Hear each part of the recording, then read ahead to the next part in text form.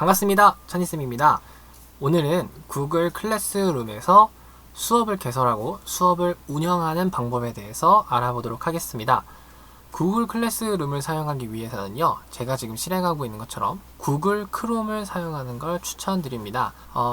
익스플로러나 다른 브라우저를 사용하게 되면요, 조금 호환성이 떨어지는데 그 이유가 구글에서 만든 제품들을 연동해서 구글 클래스룸에서 사용할 수 있기 때문에 크롬이 훨씬 더 가동성이 좋습니다. 그래서 혹시 컴퓨터에 구글 크롬이 깔려있지 않으시다면 인터넷에 검색하셔서 설치를 하고 난 뒤에 이 영상을 봐주시면 감사하겠습니다. 자, 그럼 구글 크롬을 실행하면 이런 화면이 나오게 됩니다. 이게 첫 번째 메인 화면인데요. 오른쪽 상단에 보시면 저는 지금 로그인이 되어 있는데 오른쪽 상단에 파랗게 로그인이라고 아마 뜨실 겁니다. 만약 저는 로그인도 없는데요 하시면 조금 기다리시면 어떻게 하는지 알려드리도록 하겠습니다. 일단 먼저 로그인을 해 주시기 바랍니다. 로그인을 하실 때는 학교에서 혹시 G Suite 계정을 만든 게 있다면 꼭 G Suite 계정으로 로그인 해주시기 바랍니다. 로그인을 하면 이런 화면이 나오게 됩니다. 자, 그럼 지금부터 구글 클래스룸을 사용하는 법을 알아보도록 하겠습니다. 자, 먼저 여기 네모난 요렇게 9개가 된 요 창이 있는데, 여기 칸이 있는데요, 여기를 누르시면 구글 클래스룸을 볼 수가 있습니다. 구글 클래스룸 요거를 눌러주시면 되고요. 혹시나 아까 로그인 버튼이 없으셨던 분들은 구글 검색창에 클래스룸이라고 검색을 하면 여기 나오게 됩니다. 요걸 누르면 로그인하라고 자동으로 뜰 겁니다. 거기서 로그인을 해주시면 되겠습니다. 자, 그럼 구글 클래스룸 들어가 보도록 하겠습니다. 자, 누르게 되면 아마 처음 들어가신 분들은 교사입니까 학생입니까 묻는 칸이 나올 겁니다. 반드시 교사로 체크해 주시기 바랍니다. 혹시나 학생으로 체크하셨다면 G Suite 계정을 사용하시는 분들은 학교 관리자에게 다시 교사의 권한을 받아야 됩니다. 좀 번거로울 수 있기 때문에 반드시 교사 이렇게 클릭해 주시기 바랍니다. 자, 화면에 들어오시면 저는 지금 여러 개의 클래스를 만들어 놔서 이렇게 뜨고 있는 건데요. 여러분들은 아마 빈 화면에 아마 여기 오른쪽 상단에 플러스 버튼을 눌러서 수업 만들기 또는 참여하기 여기 만들으라고 칸이 뜰 겁니다. 자, 오늘 수업을 만들어 보기 위해서 이렇게 플러스 버튼을 눌러 보겠습니다. 그럼 수업 참여하기와 수업 만들기가 있는데요. 수업 참여하기는 이미 만들어져 있는 수업에 참여할 때 사용하는 버튼이고요. 우리는 수업을 만들 거니까 수업 만들기를 눌러보도록 하겠습니다.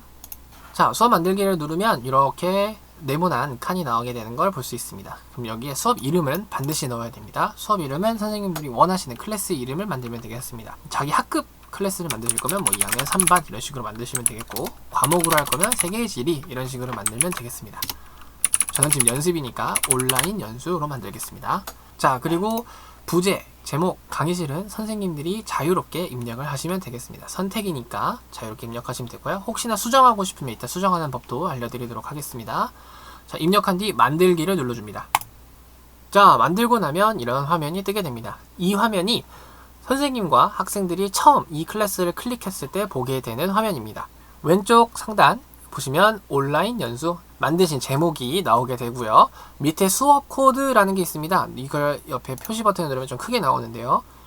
이 수업 코드가 학생들이 들어올 수 있는 코드입니다. 그래서 학생들이 내가 만든 클래스에 들어오게 하려면 이 코드를 부여해주면 학생들이 이 코드를 입력해서 들어오게 되는 겁니다. 네, 그리고 이제 왼쪽 아래는 곧 마감되는 과제라고 해서 간단하게 요약을 보여주는 창인데요. 여기는 선생님들이 수업에 과제를 올리셨거나 출석 체크 같은 거 올렸을 때 혹시 기한을 설정해 놓으셨다면 기한이 곧 돌아오니 학생들이 바로 볼 수 있게 요약해서 알려주는 창입니다. 자, 이 화면은 스트림 화면이라고 이제 이름을 여기 위쪽 상단에 보이시죠? 스트림이라고 하고요. 여기에 자유롭게 선생님들이 공지사항을 입력하거나 학생들이 이렇게 자유롭게 글을 입력할 수 있는 칸이라고 보시면 되겠습니다. 좀 비유하자면 페이스북의 타임라인 정도로 보시면 되겠습니다. 메뉴 먼저 좀 살펴볼게요. 위쪽에 수업을 누르시면요, 여기가 실질적으로 선생님이 수업하시는 공간이 되겠습니다. 여기에 과제를 올릴 수도 있고 퀴즈도 올릴 수 있고 그 다음에 자료 같은 걸 제공해 줄 수 있고 출석 체크도 여기에 만들 수가 있습니다. 그 다음 오른쪽엔 사용자가 있고요. 교사가 누군지 학생이 누군지를 볼 수 있는 칸입니다. 한 과목, 만약에 과목 클래스를 여셨을 때 선생님이 여러 명이 들어가는 경우가 있잖아요. 그럴 때는 오른쪽 위에 교사 플러스 버튼이 있는데요. 여기에 그 선생님의 구글 계정을 입력해서 초대를 하면 이 클래스를 공동으로 관리를 할 수 있게 됩니다. 마찬가지로 학생을 안 들어온 학생이 있으면 이렇게 초대를 눌러서 학생 이메일을 입력해서 초대를 할 수도 있고, 학생들이 여기 보이는 코드를 입력해서 들어올 수도 있게 됩니다. 그 다음 오른쪽 상단의 성적은 학생들이 어떤 과제를 하거나 수행했을 때 성적을 일괄적으로 한 번에 보여주는 칸이라고 보시면 되겠습니다. 자, 그 다음 오른쪽 위에 보면요, 톱니바퀴 모양이 있습니다. 이 클래스의 설정을 담당하는 설정 칸인데요. 눌러보시면 이런 화면이 뜨게 됩니다. 자, 우리가 아까 입력했었던 수업 이름이나 수업 설명을 여기서 수정하실 수 있습니다. 혹시 뭐 오타가 났거나 이름을 변경하게 된다면 여기에서 수정을 하시면 되겠습니다. 다음 아래쪽을 보시면 일반이라고 해서 이렇게 나오는데요. 여기에 수업 코드가 또 나오죠. 그래서 이 수업 코드가 부여가 되어 있어서 볼 수도 있고 복사를 할 수도 있고, 혹시나 이 수업 코드가 내가 들어야 되는 학생들 말고 다른 일반인한테도 노출이 되어서 이 수업 코드를 좀 바꿔야겠다. 그럼 재설정 버튼을 누르면 수업 코드가 이렇게 바뀌는 걸 볼 수 있습니다. 네, 계속 바뀌죠. 그리고 저는 이 수업방은 다른 사람은 초대 안 하고 저 혼자 보는 방이니까 사용 중지를 눌러보겠습니다. 네, 이렇게 하면 학생들이 못 들어오게 되는 거죠. 그다음 두 번째를 보시면 스트림이라는 게 있습니다. 아까 우리 맨 처음 들어갔던 화면이 스트림이었죠. 거기에 설정을 바꿀 수가 있습니다. 첫 번째는 학생은 글을 올리고 댓글을 달 수 있다. 학생도 글을 올릴 수 있고 댓글도 달 수 있다는 거고요. 두 번째는 댓글만 달 수 있는 거. 세 번째는 학생은 아무것도 못하고 선생님만 쓸 수 있는 겁니다. 스트림 화면 같은 경우는 선생님들이 공지사항을 올리는 곳이기 때문에 혹시나 학생들이 글을 올리게 되면 이게 시간별로 순서가 이루어지게 됩니다.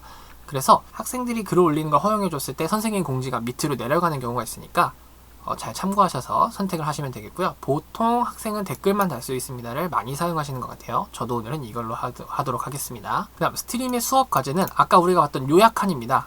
거기에 알림을 요약만 표시할지, 자세한 내용을 표현할지, 아니면 그냥 알림을 표시 안 할지 선생님들 취향에 따라서 선택하시면 되겠습니다. 다음 삭제된 항목을 표시할 것인지 말 것인지 역시 보실 거면은 체크하고 안 보실 거면 체크를 안 하시면 되겠습니다. 아래쪽에는 점수 매기기라는 게 있는데요. 여기 보시면 학생들이 입력한 성적을 관리할 수 있는 총괄 탭이라고 보시면 되겠습니다. 여기 보면 전체 성적을 어떻게 할 것인지, 성적 계산을 안 할 것인지, 총점별로 할 것인지, 카테고리별로 가중치를 적용할 것인지를 설정을 할 수가 있습니다. 자, 여기서 밑에 보면 성적 카테고리라는 게 있죠. 이게 어떤 거냐면 선생님들 평가 기준을 만드실 때 세부 항목이라고 보시면 되겠어요. 예를 들면 수행평가 100점 중에 과정평가가 있다. 그럼 그 과정평가는 30점이다. 그리고 또 밑에 보면 과제물은 30점이다. 또 100점 맞추려고 하나 더 해볼게요. 예를 들어 과제물 말고 발표가 있다. 발표는 40점. 이런 식으로 해서 성적 카테고리라는 걸 만들 수 있는 거예요. 이렇게 이 카테고리가 있고, 이제 전체 성적을 계산할 때 나는 계산 안 할 거야. 그럼 전체 성적 없음을 하시면 되고요. 총점을 매기겠다. 총점을 하겠다. 그럼 총점을 선택하시면 되고, 각각의 가중치를 조사하겠다. 그럼 여기 이렇게 가중치를 조사할 수 있겠죠. 그래서 여기에 숫자를 설정하셔서 하시면 되겠고요. 저는 총점으로 가볼게요. 그리고 학생의 전체 성적을 표시할 것이냐 말 것이냐 역시 체크하시는 거는 선생님들 자유롭게 하시면 되겠습니다. 요 설정 칸이 다 마무리가 됐으면 오른쪽 상단에 저장을 누르면 저장이 되게 됩니다. 네, 설정이 저장됐다고 아래쪽에 나오죠.